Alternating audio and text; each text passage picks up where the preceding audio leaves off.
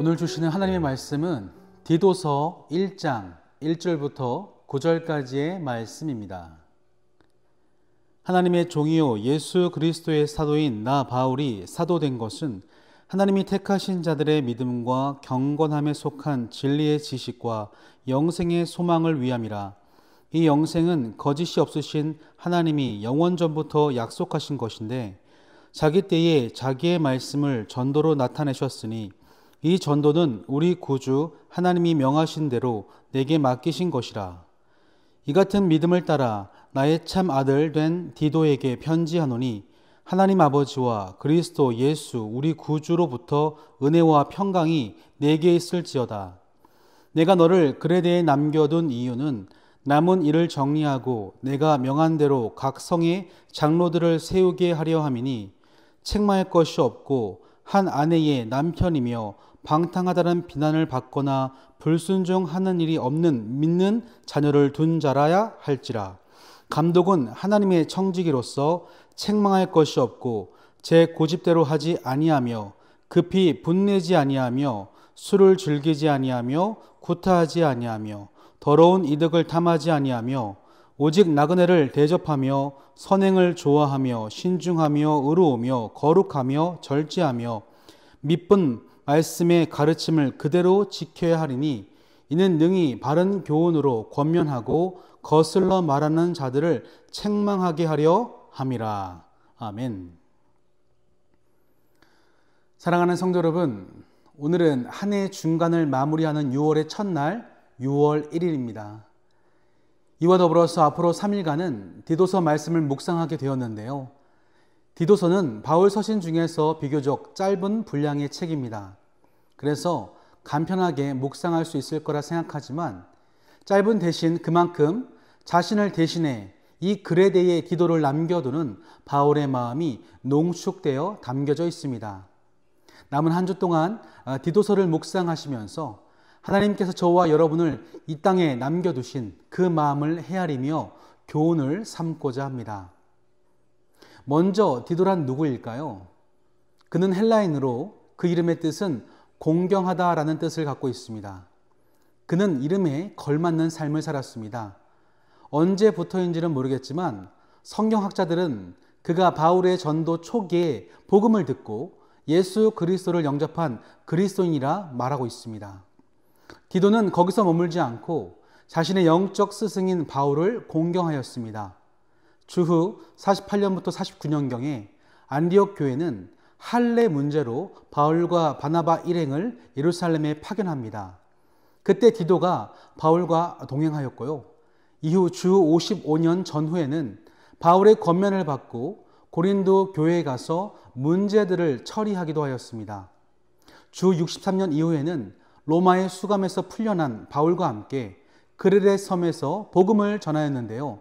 바울은 이 그레데를 떠나면서 그 사역을 디도에게 위임하였고 후에 편지를 보내어 그에게 목회 지침을 전달하였습니다. 디도서는 바로 그런 배경에서 만들어진 서신서인 거죠.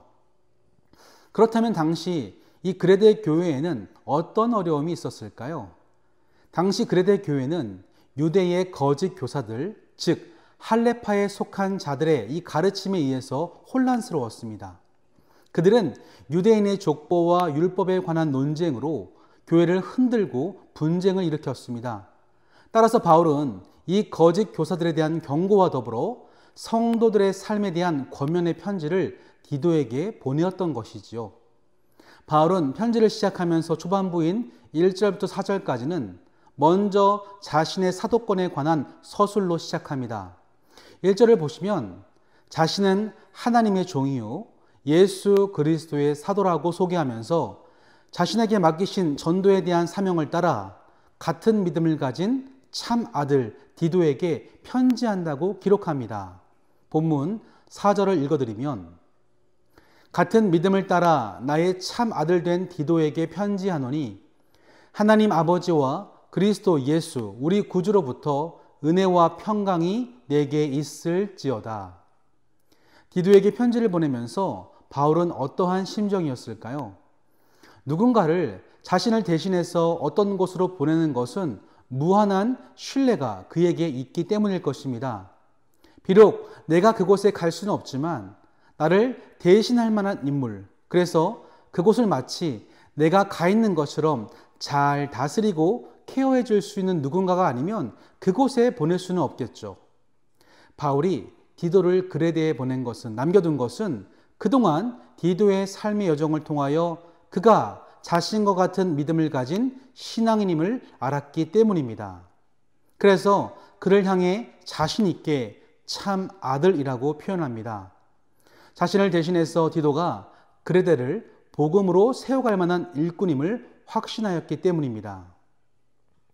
이런 바울의 마음을 헤아리다 보면 이 땅에 사람으로서 저와 여러분을 부르신 하나님의 심정을 헤아리게 됩니다. 창세기 1장 25, 26절, 27절을 보시면 하나님이 사람을 지으시고 하나님의 형상과 모양으로 창조하셨다고 기록되어 있습니다. 여기서 말하는 형상과 모양은 무엇입니까? 하나님의 성품, 속성, 바로 하나님을 닮음입니다. 이 땅에 천지를 창조하시고 하나님을 닮은 우리 인간을 보내신 것은 하나님처럼 이 땅을 다스릴 것을 기대하시고 사람을 지으시고 보내주신 거죠. 이 기대가 지금도 우리 삶의 영역 가운데 담겨져 있습니다. 저와 여러분은 섬김과 사명의 자리에 부르신 것, 하나님께서 불러주신 것은 결코 우연이 아닙니다.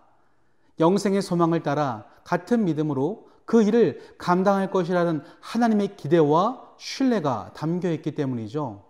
그 마음으로 오늘 바울은 디도를 그레데에 남겨두었습니다. 그렇다면 이 디도를 보내주면서 바울이 부탁했던 첫 번째 당부는 무엇일까요? 오늘 묵상한 5절부터 9절을 살펴보시면 바로 그레데 성의 영적인 지도자들을 세우는 일이었습니다. 본문 5절 말씀을 읽어드리면 내가 너를 그레데에 남겨둔 이유는 남은 일을 정리하고 내가 명한 대로 각 성에 장로들을 세우게 하려 함이니. 여기서 등장하는 장로와 7절에 등장하는 감독이라는 표현은 2세기 초까지 초대교회의 지도자들을 지칭하는 용어였습니다.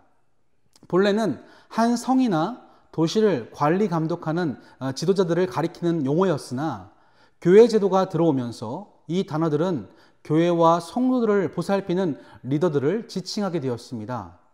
바울은 디도가 해야 할 가장 시급한 일이 바로 교회에 이러한 리더십을 세우는 일이라고 말씀합니다. 그렇다면요, 어떤 사람을 세워야 할까요? 장로와 감독의 자질에 대한 공통적으로 등장하는 성경의 표현은 바로 책망할 것이 없는 사람이라는 표현입니다. 말 그대로 누군가에게 고소를 당할 일이 없는 사람을 세워야 한다는 거죠. 누군가에게 원망을 사거나 흠으로 인하여 부정적인 평가를 받지 아니하는 사람을 세워야 한다는 것입니다.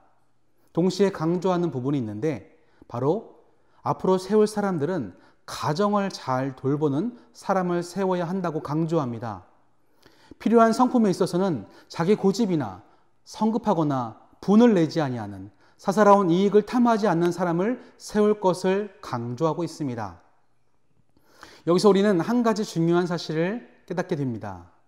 현대사회는 리더십을 세울 때에 능력만을 강조합니다. 능력이 있으면 그의 인간됨이나 도덕성, 성품은 나중 문제라고 생각하기가 쉽습니다.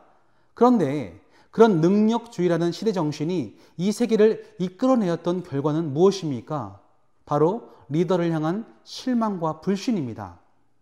우리는 주변에서 자신의 분야에 괄목할 만한 업적을 이뤄내었지만 이 도덕성의 문제로 인하여 하루아침에 주저앉는 많은 사람들을 발견하게 되어집니다. 그것은 이 목회 현장에서도 마찬가지죠.